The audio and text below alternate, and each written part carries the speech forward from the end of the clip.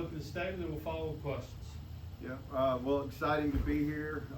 We're 3 weeks away, 25 days away, I think, from cranking up.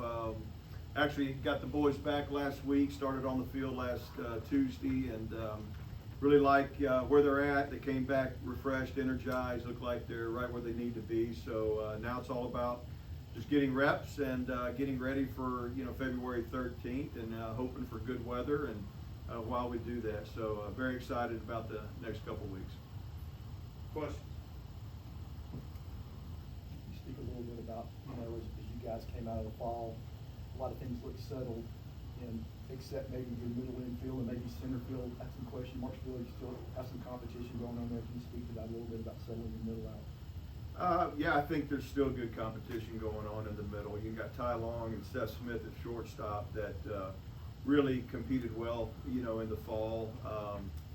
And even you look at the second base factor with Kyle Morrison and Braden Moranto, a true freshman. You got a senior transfer, and then you got a freshman that's nipping at his heels, and so forth. So good competition going on there, and there's interchangeable parts, too, that a Long or a Smith could move over to the right side of the field if you need it, or vice versa. So there's a lot of I think flexibility there. I think the pieces are there. Now it's going to come down to who kind of grabs that thing in these next 3 weeks from, truthfully, probably an offensive standpoint.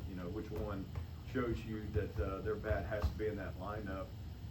I love defense. I'm a pitching defense guy, but at the end of the day, too, it's kind of just separate, because I think they're all capable from the defensive standpoint. Just some might be a little different point offensively. As for center field, I wish I could stand up here and say we had another unicorn that's going to go out there and play it, and I think we're going to be just fine. I think we're going to be normal, with that. But I think there's great competition. Caleb Stelly, a guy that you haven't seen this past fall, he had an injury that he had to get fixed up, and he looks great, man. He stayed here all break and trained with Coach Back, worked with our coaches and stuff, and he's got familiarity with center field, as does Joey Urban, as does others that could possibly play it. And so, it's going to be fun watching that competition unfold as we go.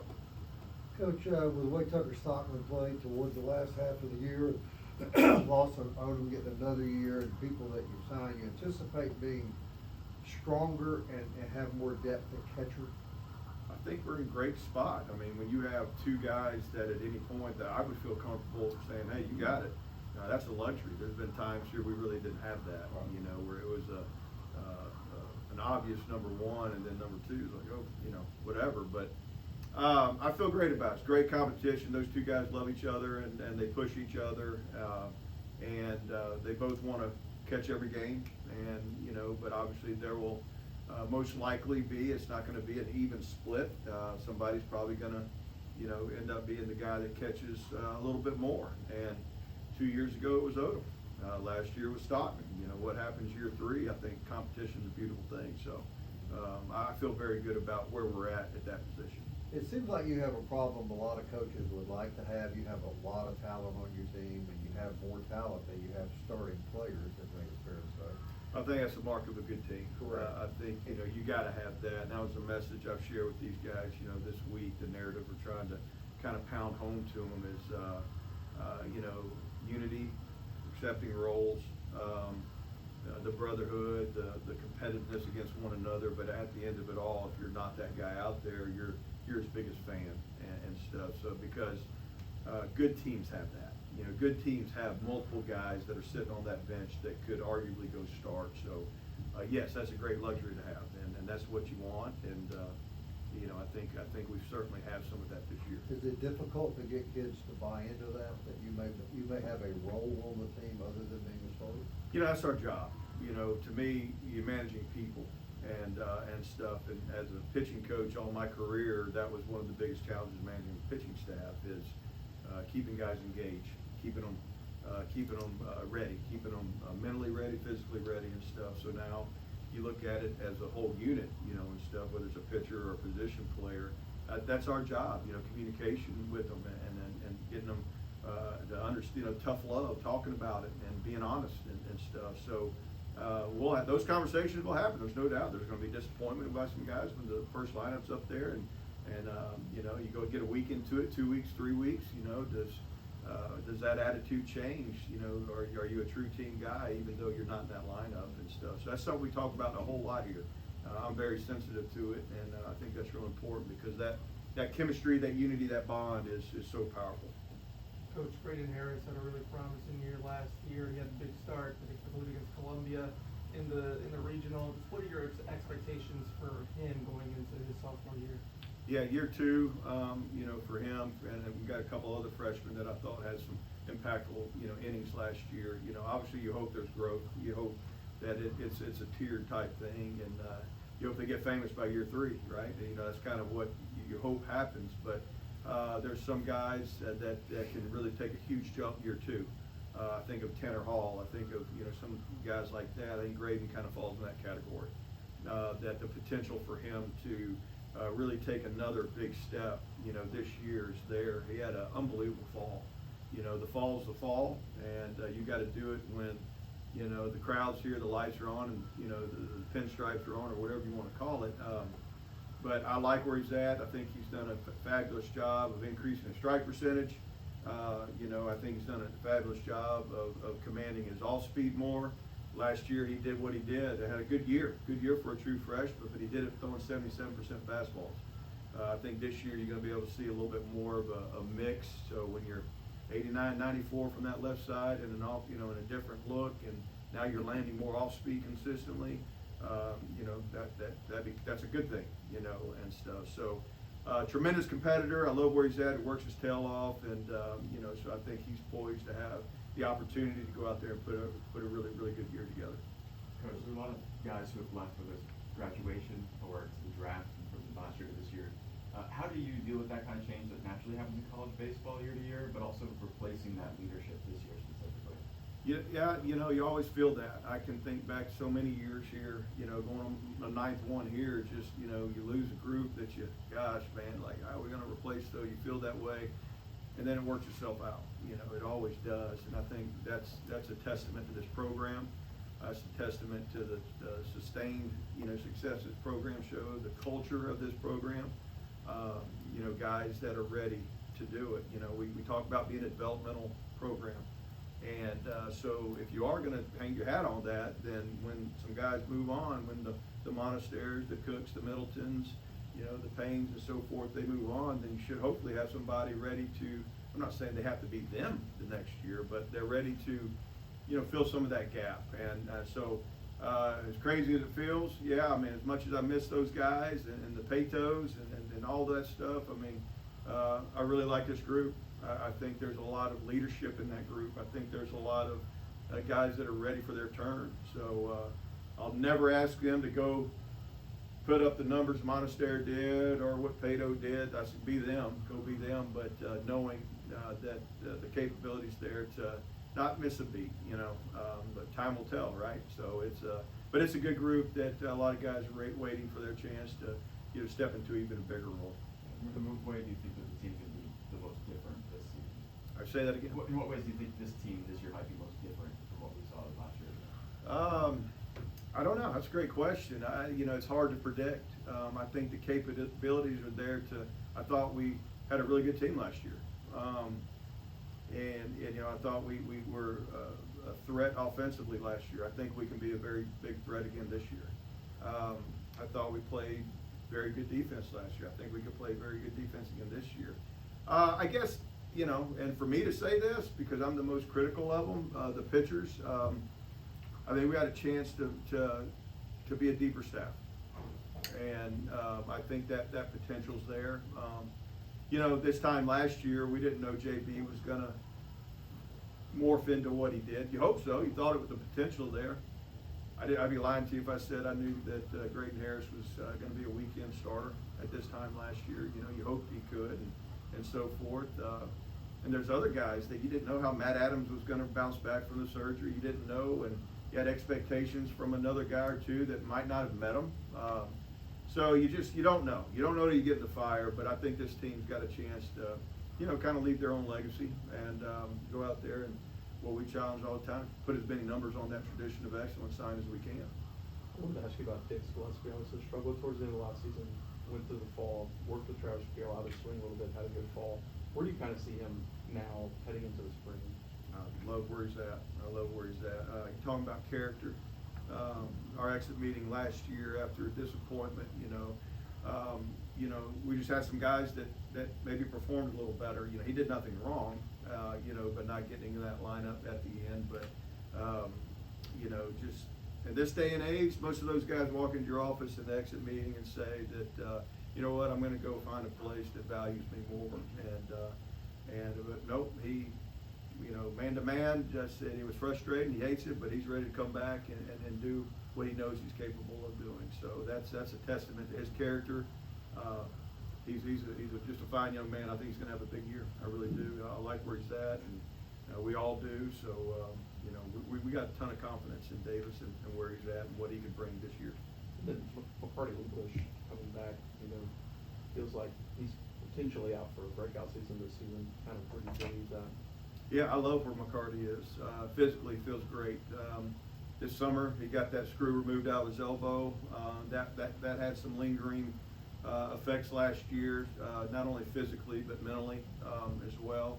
And sometimes coming back from an injury, it's not always linear. It's not always, hey, you're back, you're healthy, boom, you're back to what you were. It takes some time, and I think he had to handle a little bit of adversity last year, and you come back stronger with that. But I like where he's at. He feels great. He's moving great. So I think everybody's going to be excited to see what McCarty does this year.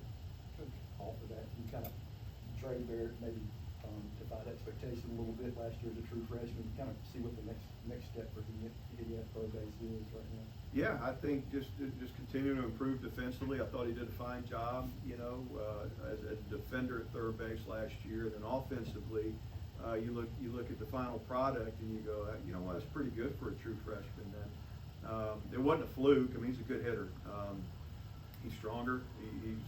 He's bigger. He looks great. And so I'm excited about where he's at. I think there's a lot of progress that has been made, and there's more that can continue to be made. He's not the finished product right now, and not supposed to be as a sophomore. But he's got experience. He's been out there. He's seen it. He's done it.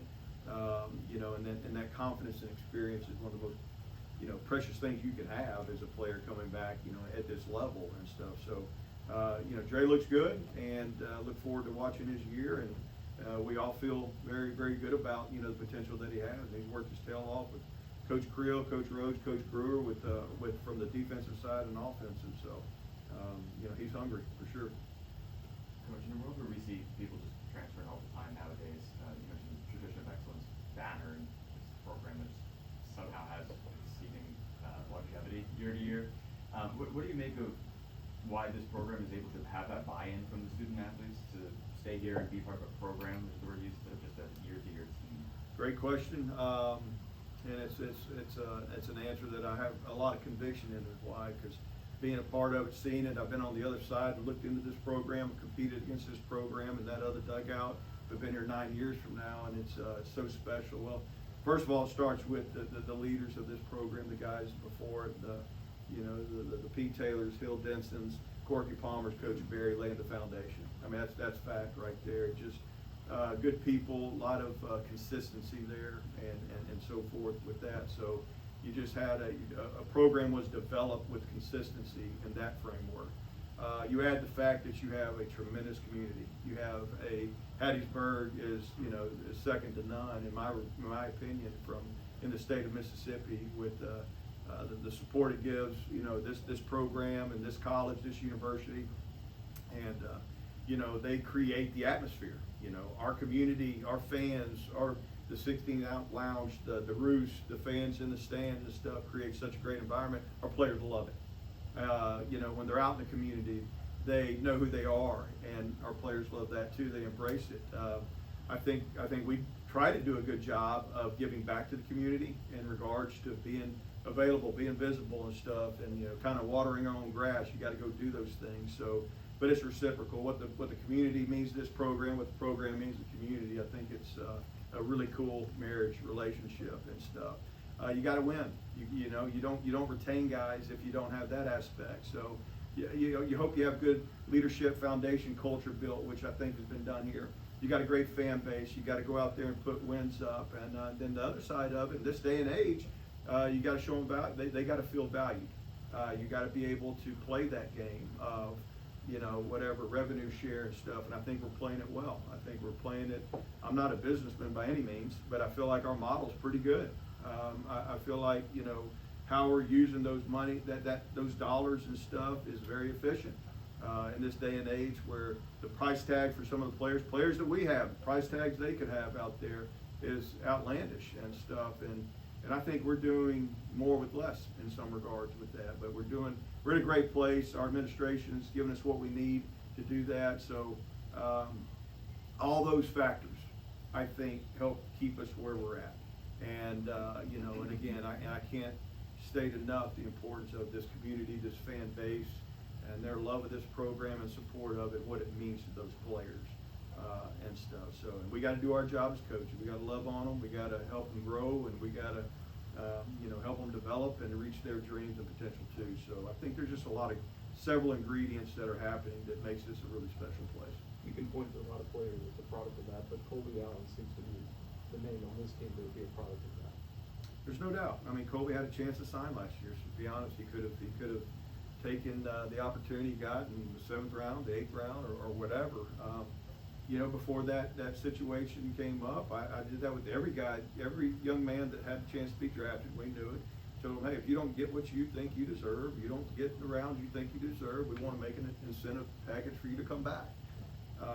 You know, and stuff. Some of them probably not going to touch, right? You know, you can't get close to some of that, but takes the right young man that understands the value of this and what another year means, that opportunity, and it's going to be, you know, Colby is, you know, they don't come any better. I mean, just the character, who he is, what he is, how much he loves this program, and what he's done for this program. And, you know, in those conversations we had, I said, man, you know, if you do this, if you do come back, this fan base is going to know it. They're going to know it. They're going to embrace it. They're going to put you up, and that's going to be really special, man. When you hit that mound for the first time and stuff, and kind of gives me chills thinking about that. But yeah, that's kind of where we're at. So we were able, you know, this program created an environment for Colby Allen the last 3 years where he had felt strong enough, good enough to say, you know what, I'm going to hold that opportunity, and I want to come back and finish something or do something more, and then get that opportunity. So. Yeah, I don't know if that happens everywhere, but certainly I'm glad it happened here and with him and stuff, and who knows if there's more of those in the future. Coach, the first month of this season is as competitive as I can remember. Kind of speak to schedule building and your anticipation of that first month, how it's going to prepare you guys for down the road, and also the fact that you guys are getting invited to these prestigious tournaments now. You kind of speak to that a little bit. Yeah, schedule model. You know, Coach Barry started nailing it, you know, years ago, and just trying to carry it on and just trying to grow it stronger. And it feels like it, you know, maybe it is. It kind of feels that way every year. I kind of get to this point going, good grief, you know. But no, it's in baseball. You can play what's considered the number 1 ranked opponent versus the number 220. If you don't play a good game, you can get beat. That's baseball. And so for us to play as tough a schedule as we can. We've proven you win games by doing that. You're in the conversation that's usually dominated by power forwards. You know, you're in that conversation to host or to play postseason baseball there. You don't get those opportunities if you don't put together a really tough schedule. It does prepare us for the back half. It prepares us for conference. It prepares us for you know, the tournament and all that stuff. There's no doubt about that. It's a grind to get through. It gets stormy at times, but that's where you develop your character as a team, and dealing with that stuff, and you know, you're prepared for it. Something we talk about all the time is, you know, we're creating evacuation plans for these storms in the fall. You know, because the time will come where you face that arm that, man, it's like he's a tornado, right? And you got to figure out what's the plan, you know, and stuff. Or if you lose a couple games in a row, what's the plan? How do you get out of that? So it's not easy. But it's rewarding at the end of it all if you can go out there and put together the wins and losses, and just got to keep your head above water at times with that. But we embrace it and look forward to it, and yeah, it's going to be fun. I think there's going to be some good opponents here, and certainly we'll go on the road and play some good opponents as well. Coach, I don't want to put you in a position of criticizing your own league, but do you find it frustrating that once again this year, the two premier baseball programs in the conference, your program and Coastal, are not playing one another? It's frustrating, it's for sure it is. I mean, you lose, you're what, one game, 2 games behind the leader last year in the regular season at 30 games, and you never got to play them.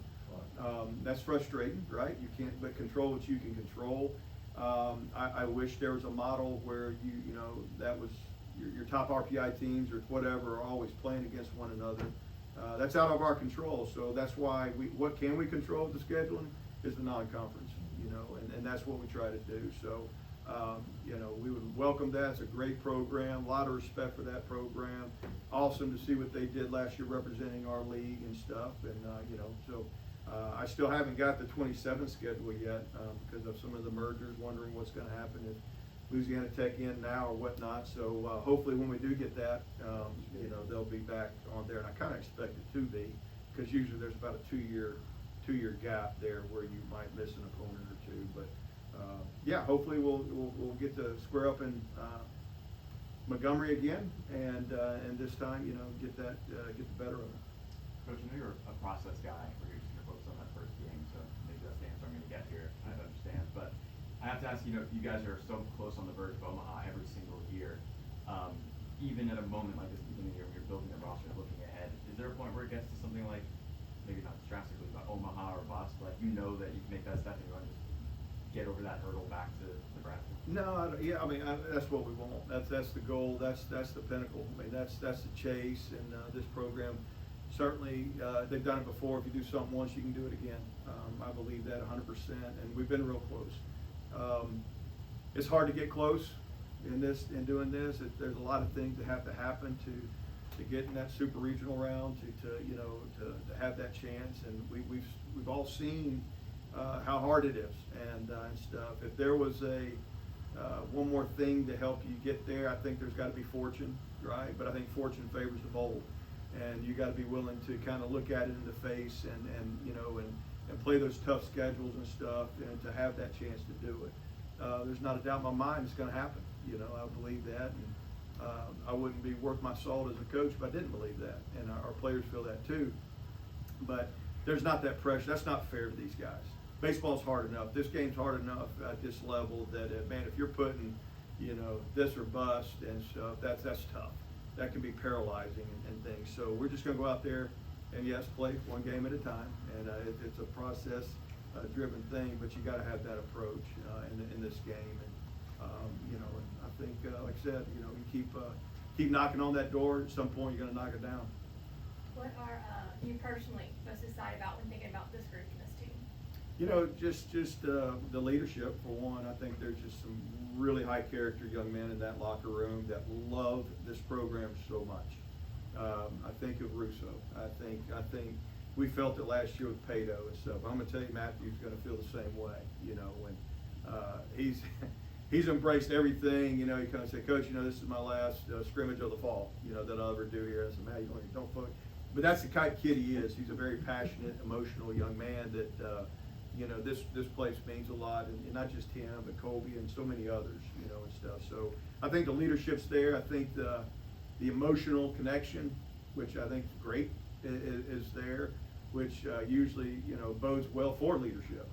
But really and truly, and this is what I told the guys, I look forward to sitting back, and watching them achieve what they're capable. What's their identity? What's their DNA? What's this team going to be like and stuff? That's fun to kind of watch that unfold, and because it takes time.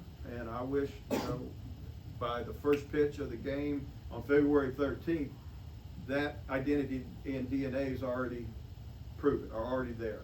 It doesn't work that way. It's going to come, and then when it does come, and they hit that stride, they find it, they capture it and stuff. It gets real powerful and get out of the way. So look forward to watching that journey with them and just trying to help lead them with that journey. Couple more. Coach, you got a couple of arms that participate in the fall coming off TJ, possible impact on arms for this season if they're healthy. Kind of speak to those two guys. Yeah, we had 3 young men that, Drake Meeks, Logan Pratt, and Chase Adams that had to, last year was a, rehab type year and stuff. They look great right now. They feel great. They maybe are a little behind some of the others, but not enough to make that much of a difference. We'll be cautious and err on the side of caution with them and things, but I like where they're at, and that's just, they add to the mix. We got a lot of pitchers, we got depth, we got some guys that, and they know it, they feel it, they understand, they got, they know they got to go out and perform, to keep getting that ball and getting opportunities, and that can make it a lot better. But yeah, those guys look good. I hope for their sake that they're ready to go out there and grab as many innings as they can with it. And we had another young man go down this fall, Kate Durbin, a freshman from Baton Rouge. That's going to be a name we talk about a lot in the future too. That it's just part of it. And and we got great older guys, leadership guys that have been through those injuries, just kind of putting their arms around him and helping him through the process. So. But yeah, it'll be fun to watch and see what these rehab guys, how they bounce back and where they're at. Last one. Coach, Joey Irvin was big for you guys last year, especially down the stretch. So what are your expectations for him in this lineup this season? I think he's going to be right in the thick of things. Personally, I think he's one of the best hitters on this team. He's a mature hitter. He can beat you to both sides, the line, backside balls to right field, got pull side power. We've seen that. He's smart. He knows when to ambush, knows when to let that ball travel more and use the whole field.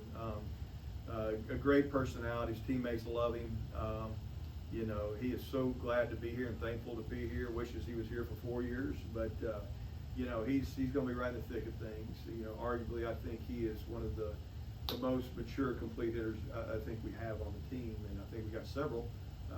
So I'm saying that's a big compliment to him. But yeah, I think I look forward to watching him have a big year, and I think it'd be a really special year for him.